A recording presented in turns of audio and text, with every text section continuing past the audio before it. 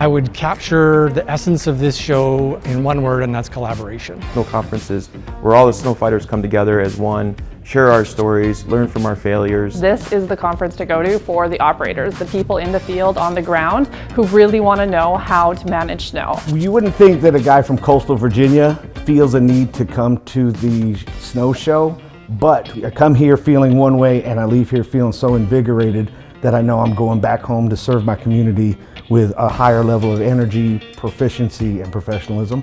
I'm always planning for snow. Some people think snow is only 3 months a year.